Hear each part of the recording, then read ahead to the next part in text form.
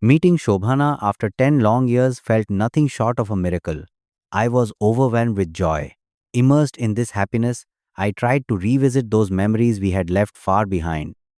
Hello, I'm Amit, and welcome to Heartwarming Fables, where every story touches your soul and leaves you with a smile. Shobhana had come to meet me with her husband. When I asked how she found my house, she said she had come to a wedding at a relative's house nearby and remembered my address, so she came over. I was pleased to know she hadn't forgotten me even after all these years. In today's self centered world, who remembers anyone? Her husband had a government job. They had a son, probably around 10 years old. Memories began to flood back those days when Shobhana and I were neighbors. She was about 5 years younger than me, so I always kept some distance. She was very weak in studies. Whenever she came to ask a question, I would seriously try to explain. Why don't you drop English? One day, I couldn't help but ask. She got scared. Everyone says, without English, you're nothing, she replied innocently.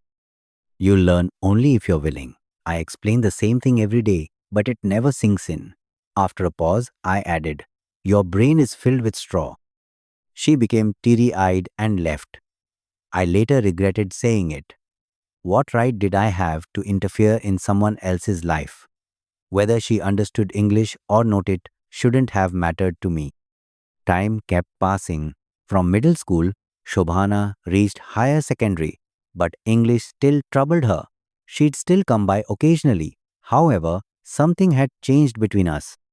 Perhaps somewhere deep inside, we had begun to like each other. But who would make the first move?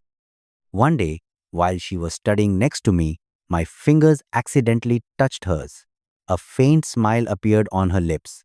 She left shortly after, but that brief moment showed me a new pattern that led to her.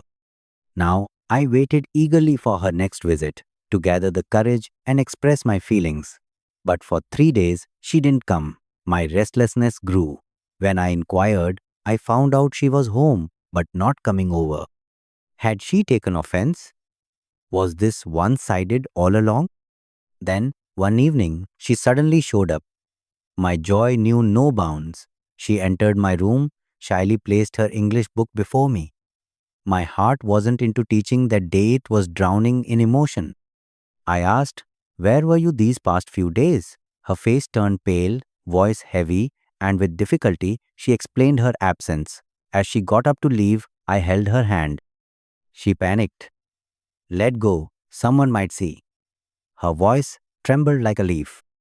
Emboldened, I said, no one will see. Promise you'll come tomorrow? When she nodded yes, I let go. She hurried off toward her house.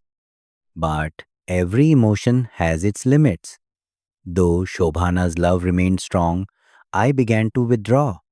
The fear of what others might say haunted me. What would I tell people if they found out? I started distancing myself. Eventually, we parted for good. I moved into a new house. As we said our silent goodbye, I noticed the sadness in her eyes. Her gaze at the doorstep was her last farewell. My heart swelled with emotion. Still, I found solace in the thought it was for the best. There were moments when we both showed restraint. Had things gone differently, we may not have been able to face society. Years passed. Shobhana had blossomed into a fine woman. I returned from memory to the present. I was hesitant, but she spoke without hesitation. She invited me to her home and gave me her phone number for directions. Later, I had to visit Lucknow for work. Once free, I thought of Shobhana. Why not visit her today? I dialed her number. She was happy to hear from me and excited I was coming. After some searching, I found the way to her house. But then I stopped. Was it appropriate to meet her? What was our relationship now? Just former neighbors? She had always meant something more to me. Lost in thought, a voice startled me. I turned around. It was Shobhana, standing with her son. I came to look for you, afraid you'd lose your way, she smiled. There was no turning back now. I entered her home reluctantly. Her son looked at me curiously. What name could I give to this distance between us? Perhaps both Shobhana and I struggled with this unspoken complexity. Shobhana intervened. Call him uncle. We visited his house last year. I felt relieved. She had changed, yet flashes of her old self appeared now and then. I felt a sense of familiarity, of belonging. Her husband had been transferred to Hardoy and only visited once a month. I felt a strange relief.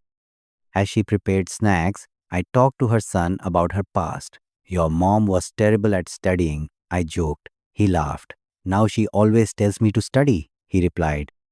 That's how it is. Those who didn't study well try harder with their kids, I added. Shobhana overheard. Are you teasing me? She said, handing over the tea tray. No, not at all, her son replied cleverly. After some chit chat, I got up to leave. Not today, Shobhana insisted. I have a morning office. I'll catch the evening train, I replied. What difference will one night make? She pleaded. You don't understand, Shobhana. Let me go, I said, feeling uneasy. I understand everything. I'll cook chicken for you tonight, she beamed. Don't insist, Shobhana. My unease grew. Why are you so afraid? Is your wife really that scary? She teased. I just smiled faintly. In the end, I gave in. We spent the evening talking. Later, we went to separate rooms to sleep. I couldn't sleep in the unfamiliar surroundings. It was 2 a.m. and I was still tossing and turning. I felt thirsty, got up, and turned on the night light. In its soft glow, I noticed the door to her room slightly open. She lay deep in sleep, her sari pallu spread across the floor. A strange sensation overtook me. Quietly, I moved closer, glanced at her form, and slowly reached out. The moment my fingers touched her, she woke up. Startled, I stepped back. How could you think this is why I welcomed you? She said. I was speechless. My desires had overstepped.